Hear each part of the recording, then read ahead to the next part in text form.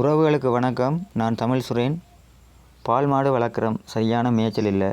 பால் காசில் ஒரு பகுதி மேய்ச்சலுக்கே செலவாகுது. என்ன செய்கிறேன்னு தெரியலைன்னு யோசிக்கிறீங்களா? அப்போ உங்களுக்கு தான் இந்த பதிவு. என்ன விடயம்னு பார்த்தீங்கன்னு சொன்னால், பால் மாடுகளுக்குரிய புல் விற்பனைக்கு இருக்குது. அது மட்டும் இல்லாமல் அந்த புல்லுகள் வளர்க்குறதுக்குரிய விதை தடிகளும் விற்பனைக்கு இருக்குது. என்ன வகைண்டா சூப்பர் நேப்பியர் வகை புல் தடி தான் விற்பனைக்கு இருக்குது. தேவைப்படுறவங்க தொடர்பு கொள்ளுங்க.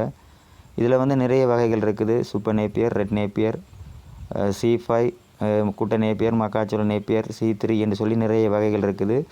அதுலேயும் சூப்பர் நேப்பியர், ரெட் நேப்பியர் இதெல்லாம் சிறந்த வகையை சேர்ந்த புல்லுகள். அதுதான் இப்போ நீங்கள் பார்த்து கொண்டிருக்கிறீங்க. இதை புல் விற்பனைக்கு இருக்குது. மற்றது புல் வளர்க்குறதுக்குரிய விதை தடியெல்லாம் விற்பனைக்கு இருக்குது. தேவைப்படுறவங்க தொடர்பு கொள்ளுங்க. கட்டாயம் பெரிய இன மாடுகள், பால் மாடுகள் நாங்கள் வளர்க்குற நாங்கள் கட்டாயம் இந்த புல் ஒரு 1/4 ஏக்கராவது நட்டிருக்கணும். ஏனெண்டா மாடுகளை நாங்கள் கட்டி மேய்க்கிற நேரம் மாடுகள் நடந்து திரிகிற நேரம் சரியான மேய்ச்சல் இல்லாட்டி பால்களும் அந்த நாங்கள் நினைக்கிற அளவு கிடைக்காது. பால்கள் குறையும்.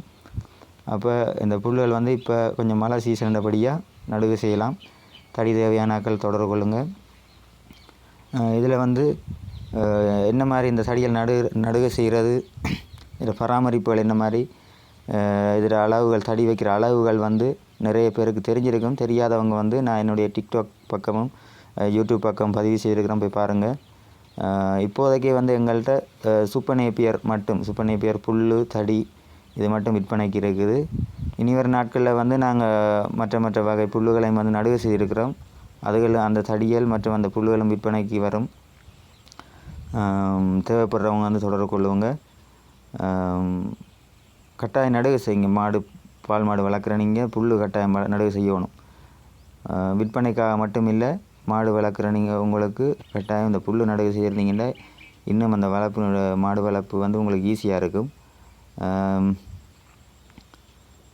விலைகள் சம்பந்தமாக தொடர்பு கொள்ளுங்க, காய்ச்சி கொள்ளலாம். பார்த்திங்கன்னா உங்களுக்கு தெரியும், இந்த புல் நான் ஒரு 3 கட்டமாக நடுவு செய்திருக்கிறேன். இப்போ ஒரேடியாக நாங்கள் ஒரு ஏக்கருக்கு நடுவு செய்ய அதை அறுவடை செய்கிற நேரம் எல்லாத்தையும் ஒரேடியாக அறுவடை செய்ய வேண்டிய வரும். பெரிய அளவில் மாடு பண்ணையில் வச்சுருக்கிறாக்களுக்கு அந்த சைலேஜ் என்று சொல்கிற அந்த சைலேஜ் அடித்து பராமரிக்க அந்த உணவு கொடுக்குற ஆக்களுக்கு பரவாயில்லை. குறைஞ்ச அளவில் ஒரு மாடு 2 மாடு இப்படி வளர்க்குற ஆக்களுக்கு கூடுதலாக ஒரேடியாக நீங்கள் புல்லுகளை வச்சு விட்டிங்கன்னா எல்லாத்தையும் வெட்ட வேண்டிய சூழ்நிலை வரைக்கும் கொஞ்சம் சிரமமாக இருக்கும். அதனால் ஒரு கட்டமாக வைக்கணும். அது மட்டும் இல்லாமல்